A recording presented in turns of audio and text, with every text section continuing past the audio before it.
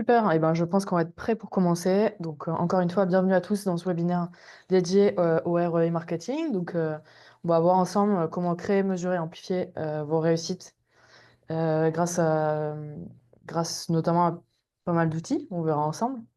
Donc, je me présente rapidement. Je suis Adeline Cortijos.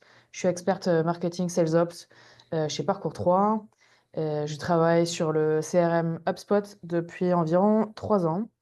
Et j'ai une carrière antérieure dans le marketing, notamment comme marketing manager, dans des startups, dans des ETI, donc des entreprises plutôt de la tech.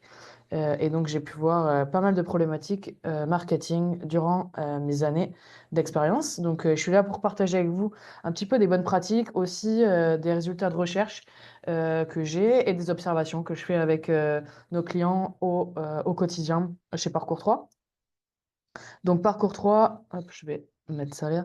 Parcours 3, c'est une agence digitale basée à Montréal qui a été créée en 2002 et qui se focus essentiellement sur l'implémentation, l'optimisation et la formation du CRM HubSpot, mais aussi la refonte, le design, le développement de sites web et la mise en place de campagnes numériques.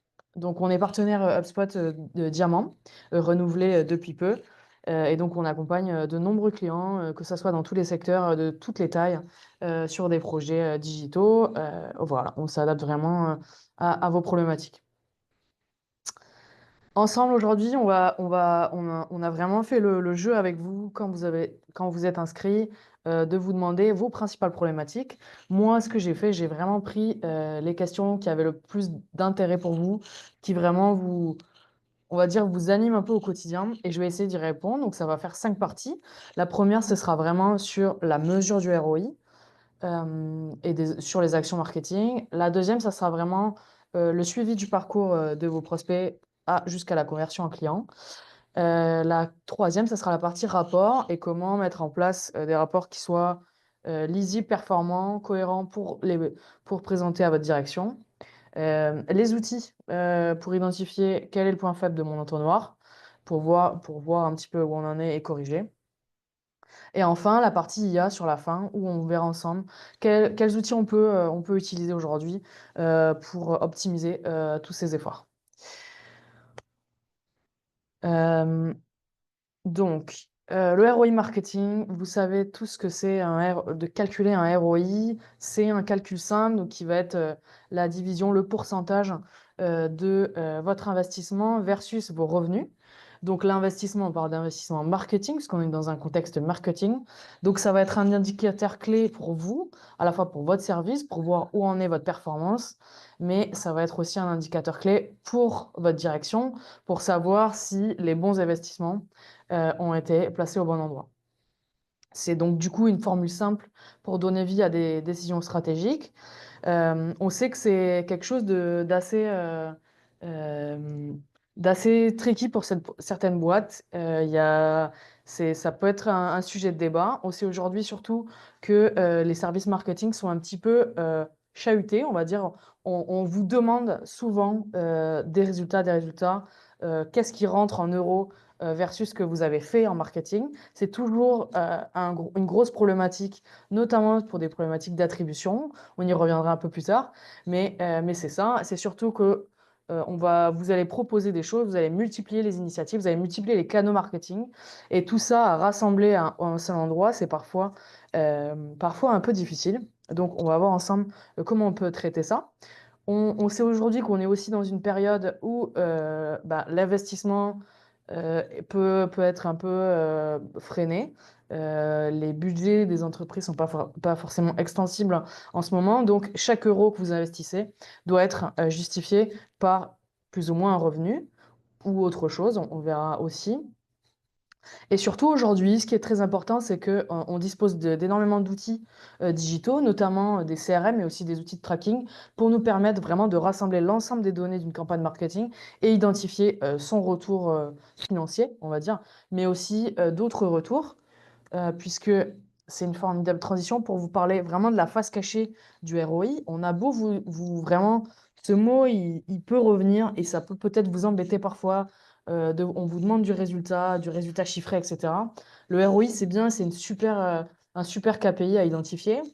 mais il cache vraiment beaucoup de choses. Il cache tout votre investissement, tout ce que vous faites au quotidien.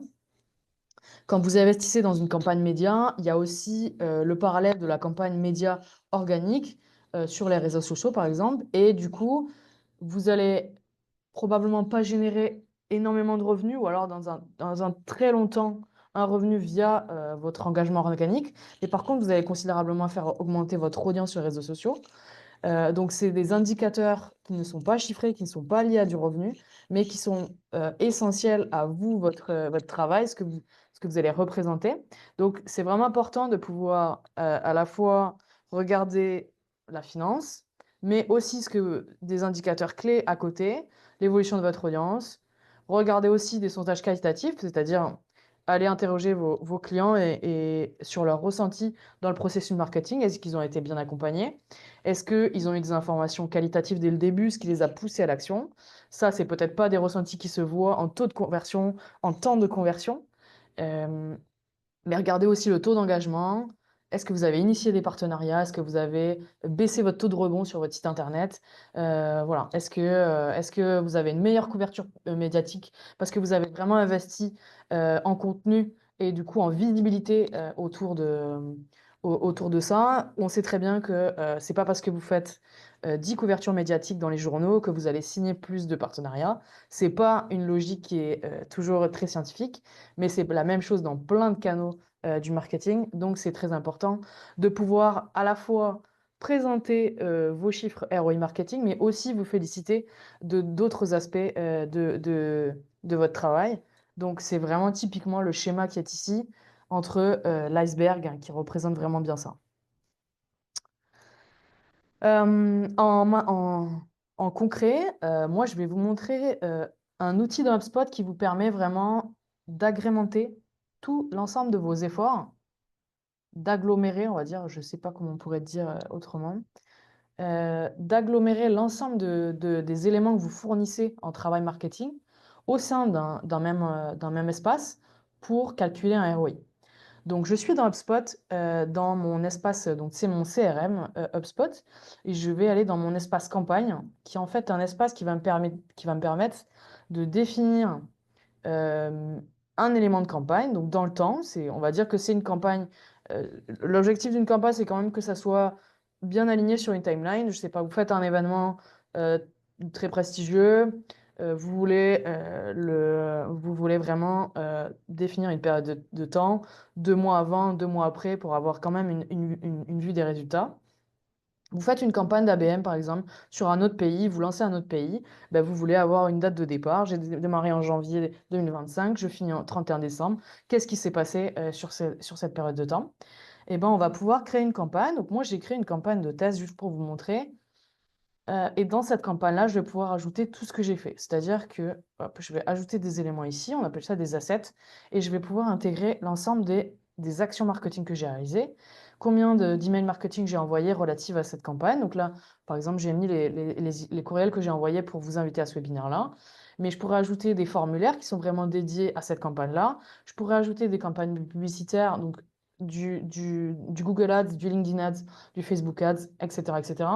Là, j'ai ajouté 3 campagnes comme ça. Ça pourrait être des sitiers que j'ai prévus exprès pour cette campagne, mais ça peut être aussi des pages de sites web externes. Si je mets www.parcours3.com, parce que en fait, toutes mes campagnes vont être redirigées vers la homepage de mon site, eh bien, je vais pouvoir l'ajouter directement dans cette page de site web externe.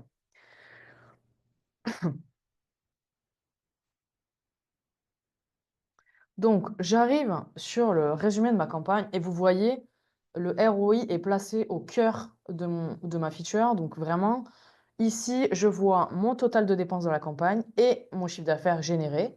Donc, c'est vraiment la division du ROI. Je vois que mon ROI, bon, malheureusement, il est un petit peu négatif, mais j'ai vraiment pris des éléments un peu au hasard, donc j'ai pas regardé du tout ce que j'ai fait. Mais vous voyez que ici, bah, très clairement, vous voyez vraiment le résultat de votre campagne. Euh, HubSpot va vous détailler qu'est-ce que vient signifier ce chiffre d'affaires-là. bien, je vois que, il est relié à 25 transactions. Donc, je peux regarder toutes les transactions qui sont là et, et regarder un petit peu ce qui s'est passé dans ma campagne. Donc, vous voyez que j'ai vraiment le détail des étapes dans lesquelles ils sont passés. Donc, ça, c'est très intéressant, encore une fois, pour bien identifier l'impact du marketing. On sait que les phases de cycle de vie sont très importantes. Quand quelqu'un rentre dans votre funnel marketing, qu'il est juste un lead qui ne vous connaît pas encore et qui passe par l'étape lead qualifié par le marketing, qu'il aura vu un contenu créé par le marketing, qu'il aura vu une vidéo, qu'il aura téléchargé une ressource, eh ben, il sera identifié dans cette phase-là.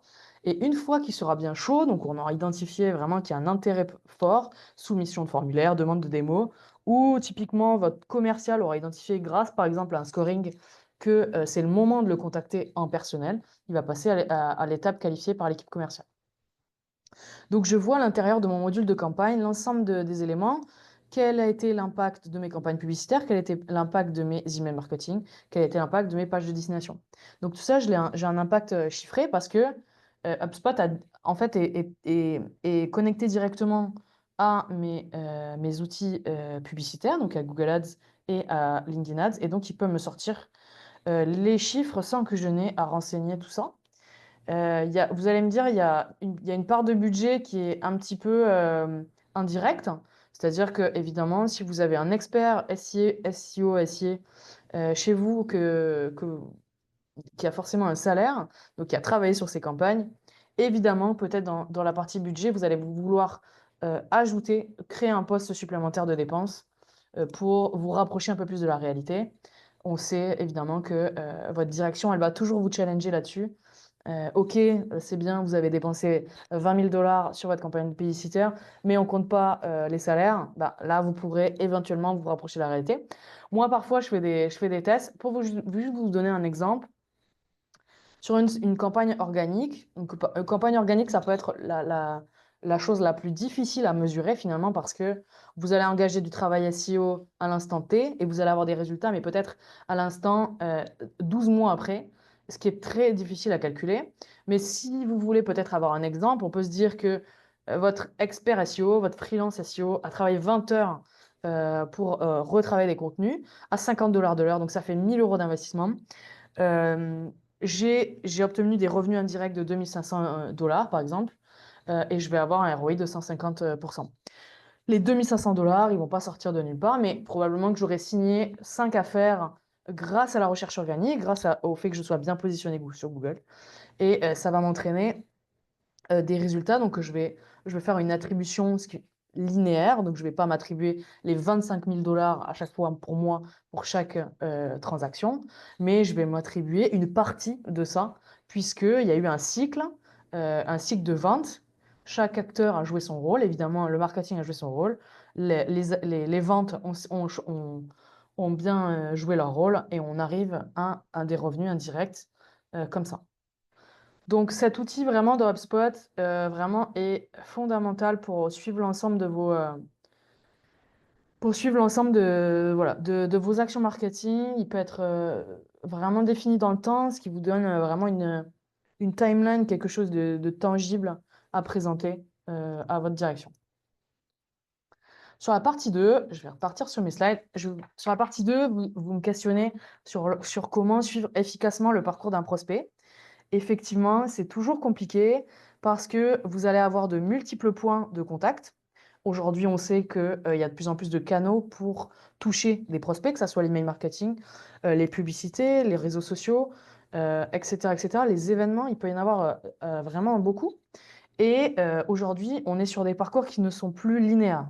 Vous n'avez plus aujourd'hui quelqu'un qui va visiter votre site le jour 1, soumettre un formulaire le jour 3, contacter votre équipe de vente le jour 5 et signer le jour 7. Ça n'existe plus. Vous avez des parcours qui sont semés d'embûches avec surtout des timelines de temps entre les étapes qui sont vraiment très différentes. Aujourd'hui, je ne sais pas du tout entre la recherche organique qui va permettre à mon lead d'arriver sur mon site et le moment où il va vraiment lire un blog, il peut se passer 3 jours comme il peut se passer 3 mois. Donc aujourd'hui, on est vraiment sur ces temps de parcours-là. On a du mal à identifier un parcours type et à le présenter à sa direction, c'est normal. Il faut se dire aussi que ce sont des nouveaux parcours digitaux. On est aussi sur des personas parfois qui sont un peu difficiles à atteindre. On peut être sur des personas qui peuvent avoir des timelines de vente ou des timelines d'intérêt différentes. En fait, c'est pas une science vraiment définie pour ça. Donc là, je vous ai mis par exemple un exemple de parcours, mais on pourrait très bien enlever des étapes.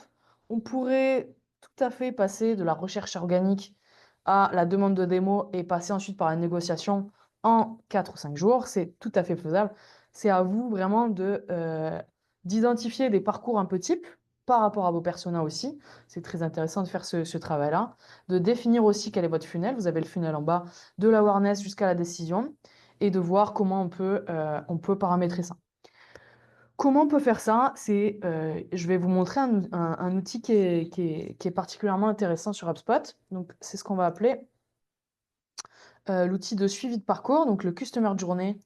euh, le Customer Journey sur HubSpot. Donc, il est accessible via la version Enterprise d'HubSpot, Marketing et Sales Enterprise, et il va vous permettre d'analyser l'ensemble des points de contact de votre client ou en tout cas de votre lead dans un même rapport. Donc ça va être présenté, on va le voir ensemble, sous forme de rapport de Sankey. Donc je ne sais pas si vous avez déjà vu, mais ça fait comme une espèce de fil et vous l'avez probablement vu déjà dans Google Analytics, mais ça répertorie en fait toutes les étapes nécessaires à la conversion de quelqu'un et c'est moi qui vais choisir les événements. Donc si je choisis de me dire que la première étape, ça sera probablement la visite de mon site web. Donc, je vais dire que c'est la visite de mon site web. Alors ici, je pourrais très bien filtrer sur certaines pages de mon site web. J'ai envie de filtrer que sur les pages de blog, que sur la homepage, peu importe. On va dire que la deuxième étape, ça sera, on va dire la soumission d'un formulaire, mais vous pourriez ajouter énormément d'étapes, le téléchargement de contenu, peu importe. La soumission de formulaire. Donc ici, je ne vais pas me délimiter un nom de formulaire parce que, alors déjà, je suis sur un portail de test, donc on n'a probablement pas de données. Mais je me dis que c'est pas parce que j'entre par le chemin A sur le contenu A que je ne peux pas soumettre un formulaire pour un contenu qui est un peu annexe, qui n'est pas le même celui sur lequel je suis rentrée. Et enfin, la troisième étape, donc je vais envie d'aller quand même aller voir un petit peu ce qui s'est passé au niveau du revenu. Et je vais me dire que ma troisième étape, ce sera là, une transaction créée, donc quelque chose qui est créé par mon équipe de vente. Donc on va voir ici et on va ensemble éliminer. Alors on va dire que la phase de soumission de formulaire est facultative, de sorte à bien intégrer les gens qui sont passés de page visitée à transaction créée sans avoir l'étape de soumission de formulaire. Vous l'entendrez comme moi, mais c'est moins le cas en réalité. Je vais choisir ma plage de date. Donc, je vais dire que je veux regarder toute l'année 2024. Et je vais inclure les visiteurs anonymes pour avoir un peu plus de trafic. Mais encore une fois, je suis sur un portail de test, donc j'aurai probablement pas beaucoup de données. Je vais exécuter mon rapport et là, vous allez voir, donc HubSpot va me proposer voilà. Donc, je suis sur ma phase 1. Ici, j'ai 348 vues de pages visitées. Et je suis capable de me dire que sur ces 348, j'ai ici 18 conversions. Ok. Donc, 18 personnes sur les 348 qui vont soumettre un formulaire. Sur ces 18-là, je vais avoir 3 transactions créées. Donc, je n'ai aucune idée si ces transactions vont être closées ou pas. Encore une fois, je travaille côté marketing, donc c'est pas vraiment mon boulot. Mais on voit que j'ai un taux de conversion de 11% sur un temps moyen de 134 jours. Donc ça, encore une fois, on est dans un parcours qui est non linéaire. Donc entre le moment où il a soumis un formulaire et le moment où la transaction va être créée, c'est peut-être soit c'est un formulaire de newsletter, d'infolettre, et donc dans ce cas-là, C'est pas, on n'a pas, le prospect est encore pas bien chaud, ou alors ça a été un process un peu plus court. Et dans ce cas-là, j'ai pu créer une transaction directement parce que mon équipe de vente l'a appelé, lui a envoyé un courriel, il s'est dit qu'il était qualifié, etc., etc. Mais vous voyez qu'en dessous, vous avez le tableau qui vous permet d'avoir le taux de conversion entre les étapes, qui est très intéressant pour voir aussi où vous en êtes par rapport à vos parcours. Est-ce que ici, je peux me dire, est-ce que j'ai assez de contenu ou de CTA qui vont convertir vers quelque chose de plus tangible? Est-ce que finalement ici, c'est mal représenté? J'aurais pu ajouter une deuxième phase parce que je suis consciente que mon prospect, il va pas uniquement voir une page, mais il va en voir plusieurs avant vraiment de soumettre un formulaire. Est-ce qu'il n'y a pas d'autres éléments de conversion de type lien de réunion qui est prise, etc., etc.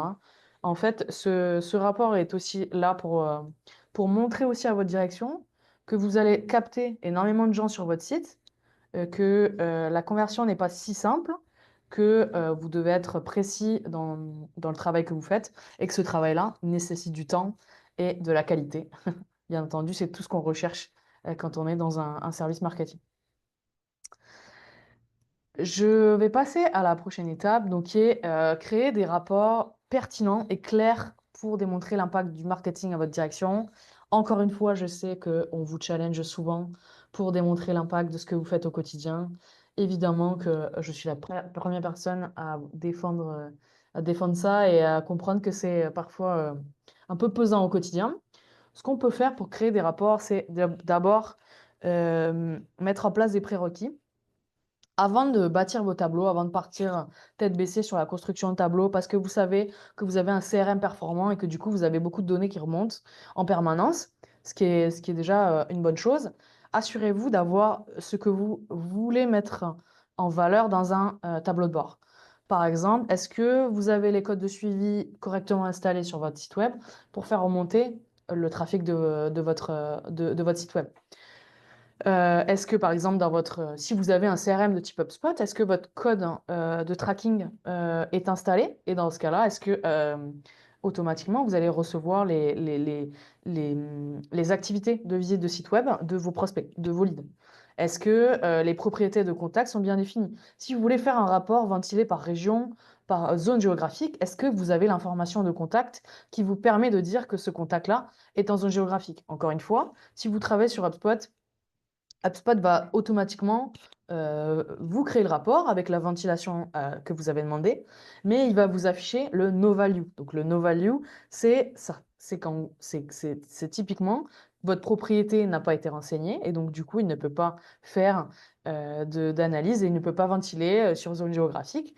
Donc quand on a un no value qui s'affiche en gros et qui prend la moitié de notre charte, et ben on sait que notre valeur n'est pas bien renseignée, qu'il va falloir faire un nouveau travail de qualification. Est-ce que vos critères de phase de vie, de phase de cycle de vie, pardon, j'ai oublié un mot, sont correctement définis? Typiquement, si je fais rentrer beaucoup de leads dans mon CRM et que je n'ai pas d'étape intermédiaire entre le lead et le client, ou alors il n'est pas correctement défini, c'est-à-dire que lorsque je close une transaction, eh bien, je n'ai pas l'action de passer mon lead en client, je n'aurai jamais aucune info sur ma conversion, je ne pourrai jamais calculer un ROI. Encore une fois, c'est si vos équipes de vente n'utilisent pas votre CRM pour mapper tout leur cycle de vente tout leur process commercial, vous n'aurez pas la possibilité d'avoir sur votre CRM des données de conversion financière adéquates. Si vous voulez créer un rapport sur un segment, une liste dynamique spécifique, typiquement si j'attaque un pays et je ne veux cibler que des gens dans ce pays-là, eh bien, je vais être obligé de créer des segments. Sur HubSpot, vous pouvez tout à fait créer une liste, par exemple sur un pays, et ensuite créer un rapport uniquement sur cette liste, donc vraiment segmenter votre rapport.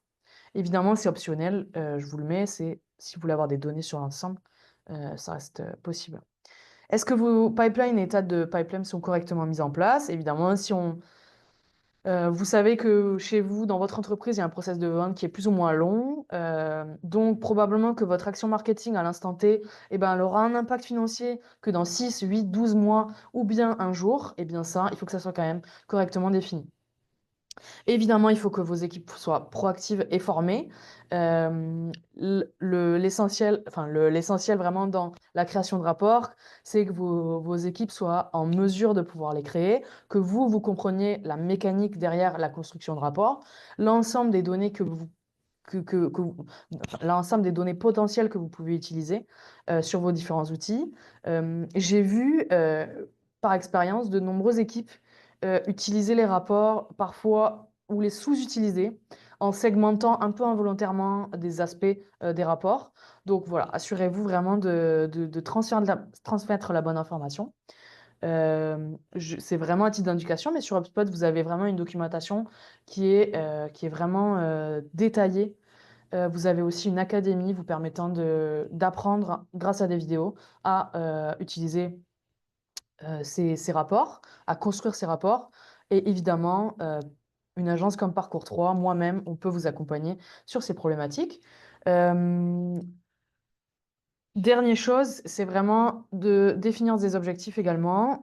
Si vous avez un objectif derrière une campagne en spécifique, donc de créer 100 leads sur un an ou de générer 25 000 dollars de revenus, eh bien, c'est toujours important de pouvoir avoir une target. Si vous créez votre rapport au mois 1 et que votre target, elle va jusqu'au mois 12, eh bien, vous avez vraiment la visibilité en temps réel de si l'objectif est atteint ou pas. C'est toujours apprécié d'avoir cet objectif-là. Encore une fois, et dernière chose, c'est vraiment une structure cohérente d'UTM. Les UTM, on les utilise pas mal sur les campagnes, notamment pour les campagnes publicitaires, pour comprendre un petit peu de manière détaillée d'où vient notre prospect, sur quoi il a cliqué, quel mot il a utilisé, etc., etc.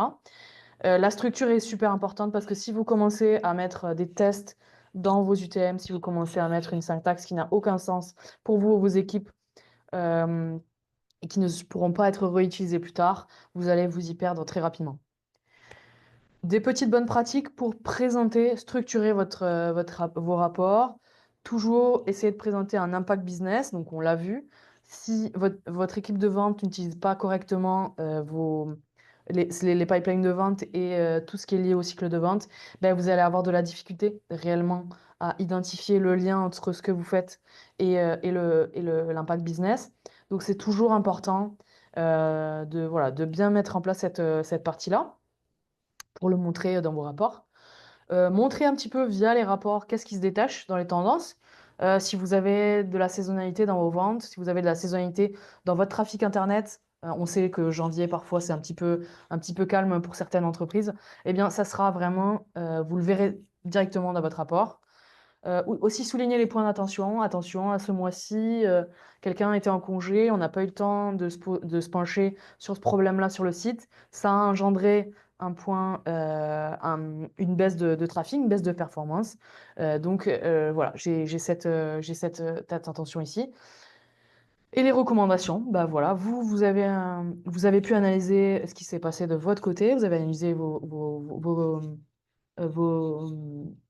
vos résultats, excusez-moi, et ben, c'est le moment de peut-être passer à la recommandation. Bah, peut-être que le mois prochain, on testera autre chose, on testera un contenu différent, on va adapter peut-être plus à notre persona, on va lancer de la B-test. On a besoin de temps pour essayer. Vous avez vu l'impact de tel canal, vous voyez que ça rapporte tant. Eh bien, si on investissait le double dans les 3 mois prochains pour voir si ça fonctionne autant que les 3 mois derniers, eh bien, c'est tout ça qu'il faut essayer d'engendrer. Donc, je vais juste vous faire voilà, je vais juste vous montrer un petit exemple d'HubSpot de ce qu'on peut faire. L'outil de rapport, sans être totalement impartial, mais je sais que je le serai, bien sûr, puisque je suis consultante HubSpot, mais dans HubSpot, vous avez vraiment des rapports, la possibilité de créer des rapports qui vont vraiment assez loin. Euh, je vais vous montrer des rapports qui sont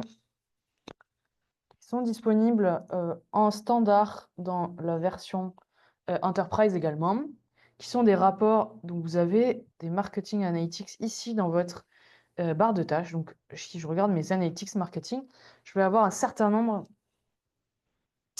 de, de, de sections sur l'ensemble de sur l'ensemble de mes actions. Vous voyez que ici, je n'ai pas connecté mes réseaux sociaux ni mes emails marketing parce que je suis sur un portail de test. Donc, je ne vois pas, mais on pourrait très bien avoir des analytics sur mes publicités, sur mes sessions, etc., etc. Je vais vous montrer juste l'attribution multitouch. Donc, HubSpot a plusieurs modèles d'attribution. Donc, attribution, ça voudrait dire sur une transaction fermée à 25 000 $, combien de dollars j'estime qu'ils proviennent de mon action marketing. Ok. Donc, ça pourrait être une attribution multitouch, c'est-à-dire que on va attribuer des quotas en fonction des différentes actions dans mon cycle de conversion. Donc, par exemple, 0,33 à une landing page, 0,5 à un formulaire, etc. Et donc, du coup, on pourra calculer comme ça. Moi, c'est pas la modèle d'attribution que je préfère parce que je trouve qu'il est un petit peu loin de la réalité, peut-être trop avantageux pour les équipes marketing. On va dire qu'on ne peut pas se plaindre parfois d'être trop avantagé, mais je vais vous montrer un modèle d'attribution qui est ce qu'on appelle linéaire. Donc le modèle linéaire, alors non, je ne vais pas vous montrer le linéaire, je vais vous montrer le chemin complet. Hop. Hmm. Ouais, je vais vous montrer le chemin complet, c'est-à-dire que un chemin complet, voilà. Hop. Dans le chemin complet, vous avez, ici l'action qui a généré une transaction. Encore une fois, ce sont des données de test, donc ça n'a pas trop d'importance. Mais euh, ici, la vue de page va influer à hauteur de 15 $ sur ma transaction à 3 000 $ parce que elle aura été, j'aurais compté l'ensemble des interactions qu'il y aura eu jusqu'à la conversion. Et donc, du coup, elles vont être séparées équitablement pour jusqu'au closing. Si je regarde, hein, hop, alors si je regarde, hop, si je regarde ici mon parcours client, voilà, je vais vous montrer, non, c'était pas ici. Alors, je voulais vous montrer la création de rapport. Ouais. Je voulais vous montrer la création pour voir un petit peu au niveau des sources, très intéressant. Donc ça, c'était le modèle d'attribution en standard dans HubSpot, maintenant dans la version Enterprise. Et vous avez aussi un rapport dédié à l'attribution, donc que vous pouvez paramétrer vous-même. Donc si je me mets sur ce rapport et que je me fais une attribution de création du chiffre d'affaires, donc pour mesurer les sources qui vont générer du chiffre d'affaires dans mon entreprise, je vais me positionner ici. Donc je vais me mettre sur la dernière année. Ok. Vous voyez qu'ici, HubSpot a calculé directement selon le modèle linéaire. Donc, on va le conserver quand même. Il est quand même assez intéressant. Ici, j'ai autre qui m'a généré, selon ce qu'il dit, 27 millions. Donc, intéressant. Ce sont des données de test, encore une fois. Mais vous voyez que l'autre, c'est la création de lead à la main. Donc, ce qui veut dire, ça pourrait être votre équipe de vente qui a créé un lead parce qu'elle l'a eu au téléphone, etc. Moi, ça ne me donne pas trop d'indications sur, euh, sur sur ce que j'ai fait au quotidien. Par contre, vous voyez qu'ici, sur les sources ici, ben, j'ai quand même des choses qui m'intéressent un peu plus. Ce que je vais faire, c'est que je vais filtrer sur le type de ressources.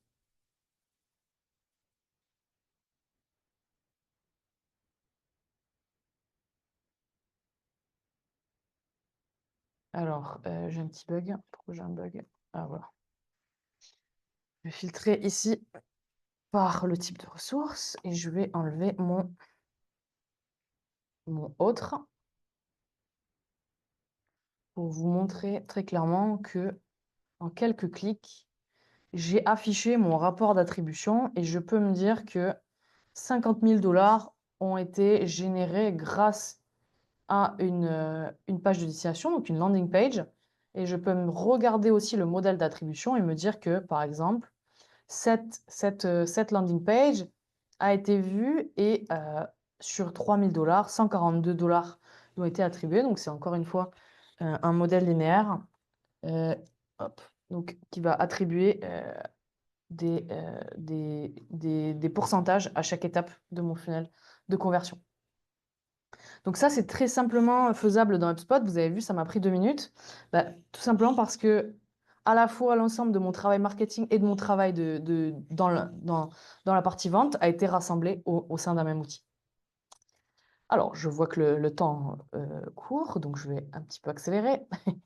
On va passer sur la partie point faible de mon entonnoir de conversion. Donc là, encore une fois, euh, on l'a vu, hein, les graphes plutôt comme le graphe de Sankey ou comme les entonnoirs de conversion, ce sont vraiment des éléments visuels vous permettant d'identifier des étapes, des endroits où il y a un problème dans votre entonnoir. Typiquement, vous créez des pages, vous créez des pages, vous créez des pages, ça ne convertit jamais. Ben, peut-être que les CTA sont à revoir, il n'y en a pas assez, ils sont pas assez hauts dans la page, ils sont pas assez percutants, ils sont pas assez engageants. Vous n'avez pas de formulaire, c'est-à-dire qu'en gros, vous créez des pages, mais bah, vous proposez jamais au prospect de s'engager. Ou alors, il est engagé trop bas dans la page. Ça, c'est possible. Typiquement, moi, je vous ai mis des taux de rebond, des taux de rebond un peu habituels qu'on revoit chez pas mal d'entreprises. Mais c'est aussi pour vous rassurer dans le sens de... euh, c'est pas parce qu'une page va pas convertir dans le premier mois, vous n'allez pas avoir de lead dans le premier mois, que cette page est forcément euh, non performante. Il y a aussi des ajustements, vous faites des essais, il faut itérer. Un taux de rebond typique sur la phase de considération ou la phase de visibilité, c'est 60 à 70%. Donc vous savez très bien que vous avez une part très faible, en tout cas assez faible, qui va vraiment pouvoir aller sur cette phase de considération qui va se matérialiser peut-être par la lecture plus approfondie de vos articles de blog, la téléchargement de ressources. Euh, et là, vous voyez encore qu'on a des taux qui deviennent de plus en plus faibles et qui deviennent de plus en plus faibles si on arrive vers l'étape de décision. Donc, entre mon étape d'awareness et mon étape de décision, j'ai quand même on va dire, des taux qui sont très faibles. Je vais avoir peut-être 1 sur 500 qui va vraiment closer, 1 sur 50 que j'aurais identifié ici. Ça dépend de votre business, ça dépend de plein de choses. Mais encore une fois, il faut aussi que ça, vous puissiez le matérialiser à votre direction. Et le fait de dire, le marketing n'est pas aussi acteur de l'ensemble des étapes. Entre l'évaluation et la décision, vous êtes aussi accompagné de votre équipe de vente. Et donc, on ne peut pas tous prendre responsabilité de ce qui se passe. Voilà, pour juste vous donner quelques solutions sur les points de friction. Vous identifiez à un moment donné qu'il y a vraiment une tare dans une de vos pages, dans votre formulaire, etc. Par exemple, ça peut être un taux de rebond élevé qui descend pas sur des pages. Et ben, c'est peut-être le temps de faire une analyse, de regarder un peu votre architecture. Est-ce que votre page n'est pas trop bas dans votre architecture? Est-ce que vos sitiers sont assez clairs? C'est ce que j'ai dit tout à l'heure. Est-ce que vos pages sont encore bonnes côté SEO? Est-ce qu'elles remontent bien en fait dans la recherche organique? Sinon, comment fait-on pour les faire remonter? Sur la partie formulaire, qu'en est-il de... Voilà, est-ce que vous avez un taux d'abandon élevé? Ça aussi, encore une fois, vous pouvez avoir cette donnée-là dans HubSpot. Est-ce que, bah, en fait, finalement, vous ne posez pas trop de questions et finalement, votre prospect abandonne trop vite? Est-ce qu'il ne faut pas juste demander une adresse email quand on est à l'étape de considération? Est-ce qu'il ne faut pas simplifier les champs? La solution qu'on pourrait avoir aussi, c'est faire intervenir des hidden fields. Donc, ce sont des champs cachés qui seront pré-remplis grâce à votre URL. Donc, ça, c'est aussi quelque chose que vous pouvez faire dans HubSpot via des champs dynamiques qu'on peut vous aider à mettre en place et qui permettent en fait aux prospects que vous connaissez déjà de ne pas re-remplir ces informations, donc son adresse email, son nom, son prénom, qui peut vraiment parfois le frustrer, eh ben, on n'aura pas à le remplir. Le progressive profiling, c'est également la même chose, c'est-à-dire que plus vous allez avancer dans votre funnel, plus vous allez demander des informations. Mais vous allez avoir à chaque fois des formulaires qui vont être très courts et vous avez donné l'illusion à votre prospect qu'il remplit à chaque fois des petites infos. Donc, il perd pas beaucoup de temps, mais vous, ça va vous permettre de finalement le qualifier progressivement dans votre funnel. Au niveau de la performance, ça peut être du site web, ça peut être de votre application, de vos landing pages. Est-ce que les gens abandonnent trop vite? Est-ce que techniquement, il y a des problèmes? Il y a un taux de rebond sur mobile? Est-ce que votre page n'est pas adaptée au mobile? Est-ce que vous avez des images qui sont beaucoup trop grosses pour afficher correctement votre site web? Tout ça, c'est des choses que vous pouvez aussi regarder facilement en faisant un audit technique et SEO. Et sur les ventes, donc sur la dernière partie du funnel, est-ce que tous les leads qui ont été envoyés par le marketing sont bien suivis par l'équipe de vente? Donc, est-ce que vous avez mis en place une attribution automatique? Est-ce que vous avez mis en place une boucle? Donc, c'est aléatoire sur le fait d'attribuer un rep à votre lead. Est-ce que vous constatez finalement dans votre entonnoir de conversion que les délais de réponse sont trop longs? Donc, entre un lead qui est classé en qualifié pour l'équipe commerciale et opportunité, il se passe 150 jours, il y a peut-être un problème. Il faut peut-être rediscuter, engager la discussion avec votre équipe de vente. Et enfin, la qualification inadéquate, effectivement, si vous vous amusez, alors le mot est mal choisi, mais si vous avez 300 prospects dans votre étape 1 de pipeline et qu'ils ne vont jamais passer à l'étape 2, eh bien, il y a peut-être un problème de préqualification. Il faut peut-être attendre une étape supplémentaire pour vraiment identifier ou revoir son scoring pour voir où on peut peut-être mettre un peu plus de temps avant la première étape dans le pipeline de vente. Sur la partie IA, donc ça c'est une grande question aujourd'hui. On sait qu'on est outillé de plus en plus par ces outils d'IA. Je vais vous montrer typiquement d'HubSpot ce qu'on peut faire, mais il y a trois axes. C'est vraiment la personnalisation avancée. Aujourd'hui, on sait qu'on peut parler directement, sans trop d'efforts, sans trop de tokens, à notre prospect de manière on va dire, plus directe. Je vous le montre rapidement dans HubSpot, comment c'est matérialisé. HubSpot a développé vraiment des outils d'IA assez puissants à l'intérieur de son interface. Donc, je vous inviterai à regarder, par exemple, Copilot, qui est vraiment votre assistant en temps réel dans HubSpot. Mais il a développé aussi des agents. Donc, des agents qui pourraient fonctionner un peu comme sur ChatGPT. Mais vous allez pouvoir lancer, par exemple, un agent pour le service client qui est donc un petit agent, un petit bot qui va rassembler énormément de contenu.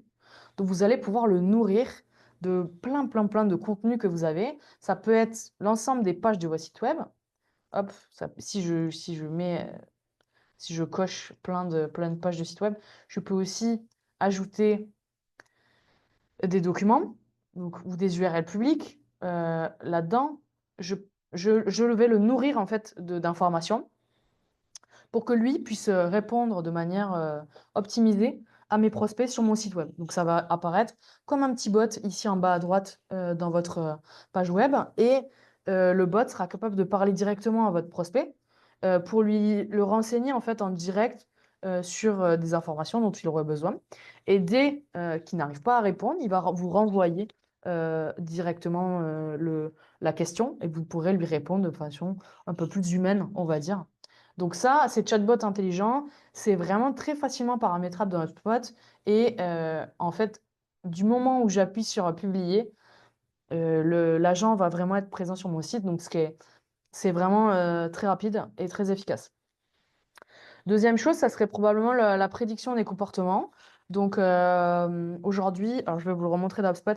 Aujourd'hui, l'IA va vous permettre en fait d'analyser votre existant pour éventuellement vous prédire ce qui peut arriver, notamment par exemple pour vos ventes ou pour vos conversions. Si par exemple, vous savez que je sais pas moi, vous travaillez dans l'industrie comptable et vous le vendez un logiciel comptable et évidemment tout le monde s'équipe en décembre, eh bien l'IA va pouvoir vous prédire que euh, au mois de septembre, il faut que toutes vos campagnes marketing soient mises en place pour pouvoir populer le pipeline de vente de vos ventes pour qu'ils signent avant décembre et pour qu'il ait le maximum de contenu. Donc, c'est ça, c'est vraiment ça. Moi, je voulais juste vous montrer quelque chose dans HubSpot. Donc, est-ce que je suis sur le bon compte? Non. Je vais me remettre ici. Donc, HubSpot a développé une fonctionnalité de prédiction. Donc, c'est un module prédictif qui va être disponible. Donc, par exemple, je vais générer un rapport sur mes ventes. Sur mes ventes, hop, donc je vais me prendre comme objet principal la transaction et je vais me générer un rapport de vente. Encore une fois, avec des données de test. Donc, hop, je vais fermeture, la date de fermeture qui sera ma timeline. Hop. Et je vais mettre le montant pour que vous voyez un petit peu où je vais en venir. Donc, je vais mettre le montant projeté dans la transaction. Donc, ça, c'est en fonction de mes probabilités mes probabilités de closing dans mon pipeline. Ah, ça, c'est dommage. Excusez-moi pour ça. Je vais faire une fausse manip. Je vais reprendre à 0. Il nous reste 10 minutes, mais ça devrait le faire. N'hésitez pas en temps réel à poser vos questions dans le chat. J'y répondrai à la fin. Je suis prévu vraiment du temps, donc il ne faut pas hésiter. Et donc, je vais regarder le montant projeté dans la transaction, dans la monnaie de l'entreprise, en monnaie nationale. Donc, je suis en dollars canadiens aujourd'hui.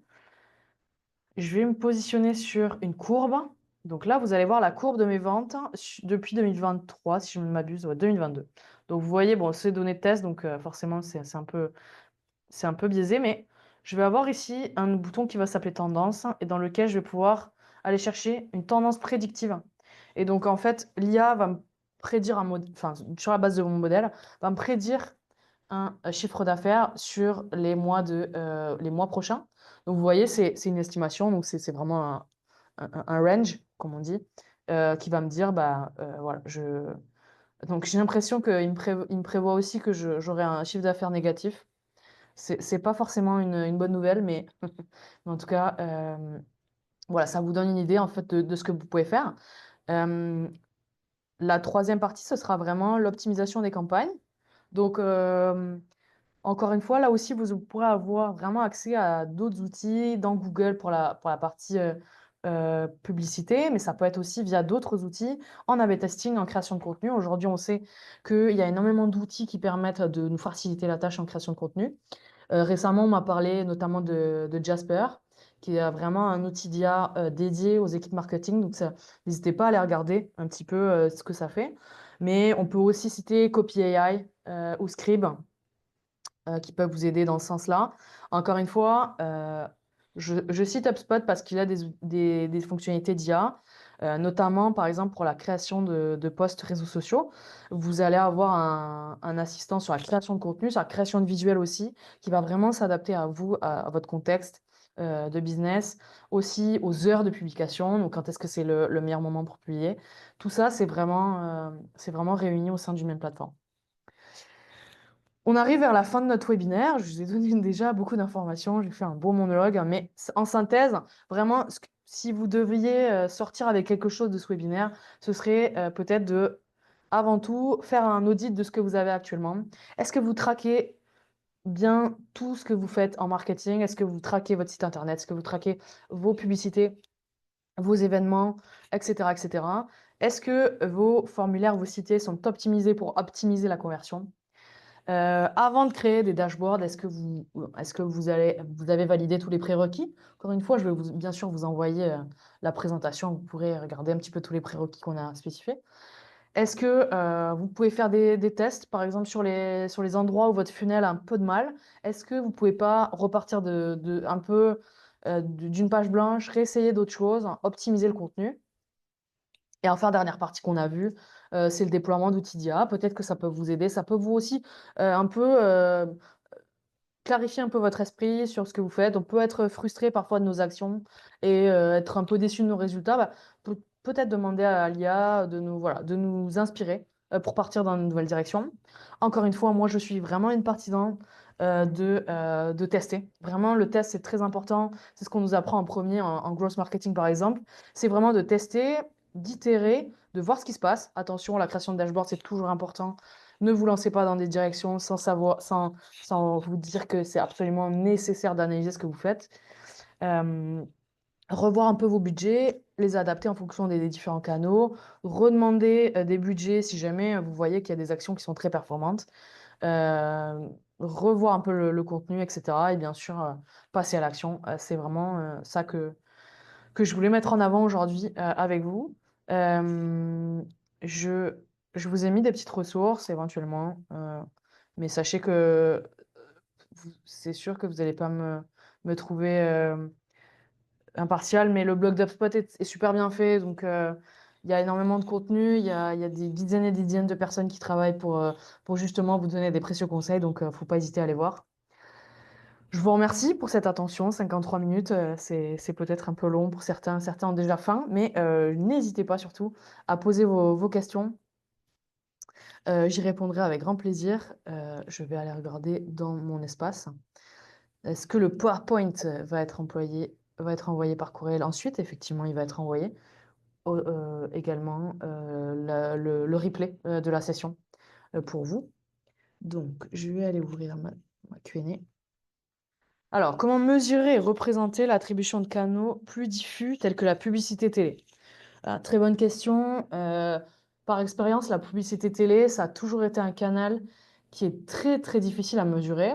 Moi, ce que je vous conseillerais, c'est avant que vous validiez l'investissement dans un budget télé ou l'investissement dans une campagne de télé, c'est bien voir avec votre diffuseur qu'est-ce qui va pouvoir vous ressortir. Aujourd'hui, sachez que ce n'était pas le cas il y a plusieurs années, il y a 5 ans encore, on donnait le nombre de vues et on attendait que ça se passe, quoi.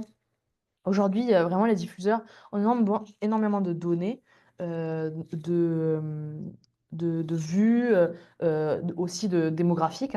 Donc, c'est bien s'assurer avec le diffuseur qui sera en mesure de vous donner les données les plus précises possibles, les plus détaillées possibles sur votre campagne. Alors, évidemment, vous n'allez pas pouvoir automatiquement, par exemple, les ajouter dans HubSpot, mais si vous avez un abonnement Enterprise dans HubSpot, par exemple, vous pouvez ajouter des datasets supplémentaires à l'intérieur de votre HubSpot et donc, du coup, importer des fichiers CSV, par exemple, sur ça et vous dire peut-être que créer une campagne HubSpot avec ce dataset supplémentaire vous permettra, du coup, d'analyser avec un canal supplémentaire qui sera la publicité télé. C'est effectivement la publicité télé quelque chose d'un peu tricky. Parfois, il y a des équipes dédiées à ça dans des grandes entreprises, donc c'est intéressant comme question. Je n'ai pas d'autres questions, donc si quelqu'un en a d'autres, je me ferai un plaisir d'y répondre. Je vais également vous mettre nos coordonnées ici si jamais ça vous intéresse peut-être de parler d'autres choses, d'autres éléments. Euh, D'autres de potentielles questions. Vous avez un problème dans votre HubSpot, vous avez vraiment une problématique de calcul de ROI. Faut pas hésiter, nous on prendra quelques minutes avec vous pour bien comprendre ce qui se passe ou s'il y a des besoins. Donc voilà, je vais attendre 30 petites secondes, mais je vois que j'ai pas d'autres questions. Merci Mohamed pour votre retour. C'était avec plaisir que j'ai animé cette session. Euh, je- Pas de, pas d'autres questions. Merci Sylvie. Je vais donc vous laisser. Je vais donc vous laisser pour ce webinaire. Mais encore une fois, vous avez nos coordonnées. N'hésitez pas à nous contacter. Vous recevrez le PowerPoint ainsi que l'enregistrement. Bon appétit à tous et on se retrouve probablement pour une nouvelle session dans l'année.